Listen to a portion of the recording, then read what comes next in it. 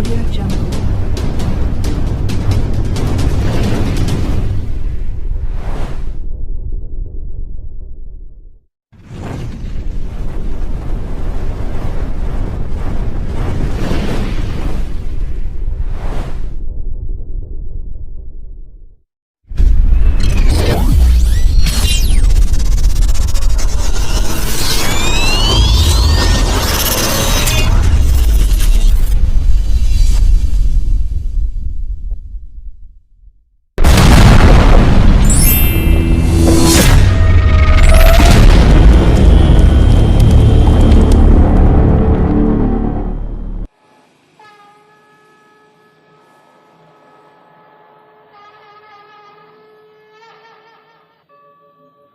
यदा यदा हि धर्मस्य ग्लानिर्भवति भारत अभ्युत्थानम् अधर्मस्य तदात्मानं सृजाम्यहम् परित्राणाय साधूनां विनाशाय च दुष्कृतां धर्म संस्थापनार्थाय संभवामि युगे युगे। નમસ્કાર. ધોરણ 10 વિષય સંસ્કૃત પ્રકરણ 13 ગીતામૃતમ. પ્રકરણની પ્રસ્તાવના જોઈએ જે આ પ્રમાણે છે. શ્રીમદ ભગવદ્ ગીતા એ મહાભારતનો જ એક ભાગ છે જે ભીષ્મ પર્વમાંથી લેવામાં આવેલો છે. ભગવદ્ ગીતામાં કુલ 700 શ્લોકોનો સમાવેશ થાય છે તેમજ 18 પર્વ જોવા મળે છે. યુદ્ધની અનિચ્છા પ્રગટ કરતા અર્જુનના ગાત્રો ગળવા લાગ્યા. મારે લડવું નથી. પૂજ્ય ગુરુજનો અને સ્વજનોને લોહીથી ખરડાયેલા રાજવૈભવ કરતાં ભિક્ષા માગવી વધુ સારી. આમ ક્ષત્રિયને ન છાજે તેવી અર્જુનની વાણી સાંભળી તેની દુર્બળતા દૂર કરવા શ્રી કૃષ્ણ કુરુક્ષેત્રની રણભૂમિમાં અર્જુનને જે નિષ્કામ કર્તવ્યનો બોધ આપ્યો તે શ્રીમદ ભગવદ્ ગીતા. ભગવદ્ ગીતા વિશ્વની સર્વ પ્રજાઓને અતિ ઉત્તમ પ્રેમ આપનાર પવિત્ર ગ્રંથ છે. તેમાં રજૂ થયેલું તત્વજ્ઞાન અપ્રતિમ છે. તેનો અભ્યાસ કરવાથી મોક્ષની પ્રાપ્તિ થાય છે. પ્રકરણનો જો વિષય પ્રવેશ જોઈએ.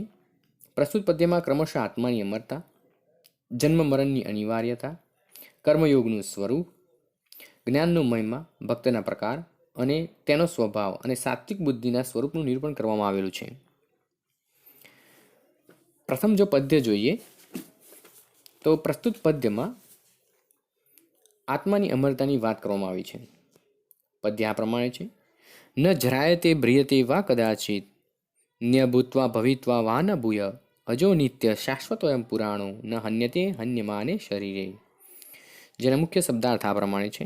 ન જાયતે જન્મતો નથી, મ્રિયતે મરતો નથી, શાશ્વત સનાતન અથવા કાયમી, અજ એટલે અજન્મા, નિત્ય એટલે સદા રહેનારો, ન હન્યતે એટલે હણાતો નથી. જેનો અનુવાદ જોઈએ. આ આત્મા કદી જન્મતો નથી કે મરતો નથી. આત્મા ફરી થશે કે ફરી થવાનો તેવું પણ નથી. આત્મા સનાતન, પુરાણો અને અજન્મા છે, સદાય રહેનારો છે. દેહ હણાઈ જાય છે પરંતુ આત્મા હણાતો નથી. બીજું મહત્વનું પદ્ય. બીજું જે પદ્ય છે તેમાં જન્મ મરણની અનિવાર્યતાની વાત કરવામાં આવેલી છે. જે પદ્યના મુખ્ય શબ્દાર્થ આ પ્રમાણે છે. શબ્દાર્થ જોતા પહેલા પદ્ય જોઈ લઈએ. જાતસ્ય હિ ધ્રુવો મૃત્યુમ ધ્રુવમ જન્મ મૃત્યુશ્ચ તસ્માદ પરિહાર્યર્થે ન ત્વમ શોચિતુમ હર્ષિ. શબ્દાર્થ જોઈએ. જાતસ્ય એટલે જન્મેલાનું, ધ્રુવમ એટલે નિશ્ચિંત, અપરિહાર્ય ટાળી ન શકાય તેવું, શોચિતુમ ન હર્ષિ એટલે અર્જુન તારે શોક કરવો જોઈએ નહીં. પદ્યનું બીજું અનુવાદ જે છે એ આ પ્રમાણે છે. જન્મેલાનું મરણ નિશ્ચિત છે અને મરેલાનું જન્મ પણ નિશ્ચિત છે. તેથી ટાળી ન શકાય તેવી બાબતમાં અર્જુન તારે શોક કરવો જોઈએ નહીં. ત્રીજું જે મહત્વનું પદ્ય છે તેમાં કર્મયોગના સ્વરૂપની વાત કરવામાં આવેલી છે. પદ્ય જોઈએ જે ખૂબ જ પ્રચલિત પદ્ય માનવામાં આવે છે. કર્મણ્ય વ્યાધિકારસ્તે મા ફલેષુ કદાચન મા કર્મ ફલ હેતુભુ મા તે સંગો નિયત કર્મણી, જેના શબ્દાર્થ આ પ્રમાણે છે. કર્મણી એટલે કર્મમાં, ફલેશુ માં કદાચન એટલે કર્મની બાબતમાં કદી પણ નહીં, માં કર્મફલ હેતુભૂ એટલે કર્મના ફળની ઈચ્છાવાળો થઈશ નહીં. જેનો અનુવાદ આ પ્રમાણે છે કે હે અર્જુન, કર્મ કરવાનો તારો અધિકાર છે, ફળની બાબતમાં કદી પણ નહીં.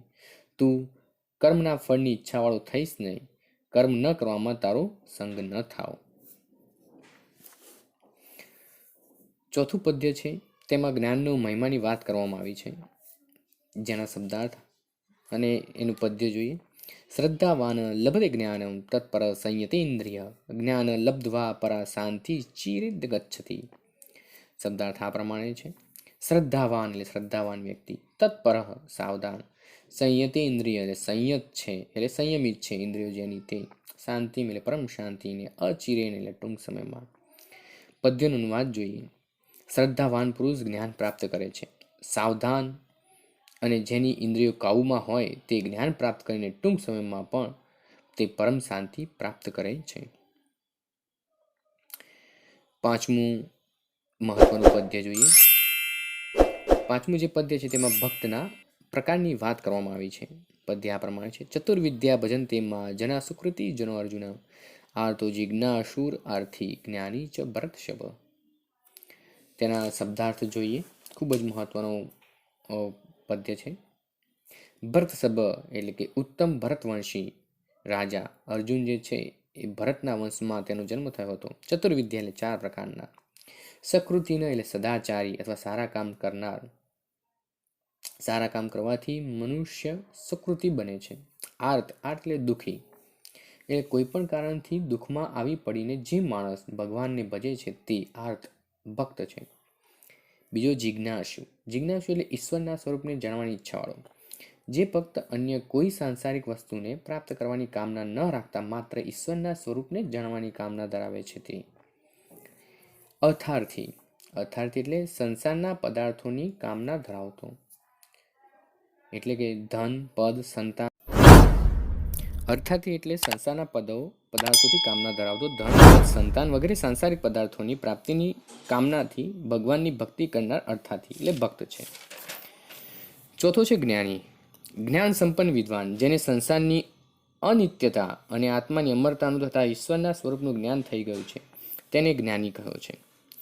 પદ્યનો અનુવાદ આ પ્રમાણે છે કે હે અર્જુન, હે ઉત્તમ ભરતવંશી રાજા, ચાર પ્રકારના સદાચારી માણસો મને ભજે છે, આર્ત, જિજ્ઞાસુ, અર્થાર્થી અને જ્ઞાની. પ્રકરણનું છઠ્ઠું મહત્વનું પદ્ય આ પ્રમાણે છે કે જેમાં ભક્તના સ્વભાવની વાત કરવામાં આવેલી છે. પદ્ય જોઈએ આપણે. યસ્માન્નો દ્વિજતે લોકો લોકાનો દ્વિજતે ચય હર્ષામ હર્ષ ભયોદ્વેગે મુક્તો ય સ ચ મે પ્રિય. પ્રકરણના એટલે પદ્યના શબ્દાર્થ આ પ્રમાણે છે. યસ્માત એટલે કે જેનાથી, ન ઉદ્વિજતે એટલે બેચેન પામતું નથી, મુક્તમ એટલે મુક્ત, લોકાત ન ઉદ્વિજતે એટલે જે પોતે પણ સંતાપ કે ઉદ્વેગ પામતો નથી, સ મે પ્રિય તે મને પ્રિય છે, હર્ષામર્ષ ભયોદ્વેગે એટલે હર્ષ અહર્ષ ભય અને ઉદ્વેગથી. પદ્યનો અનુવાદ જોઈએ. જેનાથી કોઈ ઉદ્વેગ કે સંતાપ કે દુઃખ પામતો નથી અને જે પોતે અન્યથી સંતાપ કે ઉદ્વેગ પામતો નથી, જે હર્ષ અહર્ષ ભય અને ઉદ્વેગથી મુક્ત થયેલો છે તે ભક્ત હે અર્જુન મને પ્રિય છે. પદ્ય સાતમું, જેમાં સાત્વિક બુદ્ધિના સ્વરૂપની વાત કરવામાં આવી છે. પદ્ય આ પ્રમાણે છે. પ્રવૃત્તિમ ચ નિવૃત્તિમ ચ કાર્યાકાર્યે ભયાભયે બંધમ મોક્ષશ્ચ યો વેત્તિ બુદ્ધિ સપાર્થ સાત્વિકમ. પદ્યના શબ્દાર્થ આ પ્રમાણે છે. પ્રવૃત્તિ એટલે કે પ્રવૃત્તિ, કોઈ પણ કાર્યમાં પરોવાયેલ રહેવું. નિવૃત્તિ એટલે નિવૃત્તિ, નિષ્ક્રિય થઈને રહેવું. કાર્યાકાર્ય એટલે કર્તવ્ય કર્તવ્ય. ભયાભય એટલે ભય ને અભય.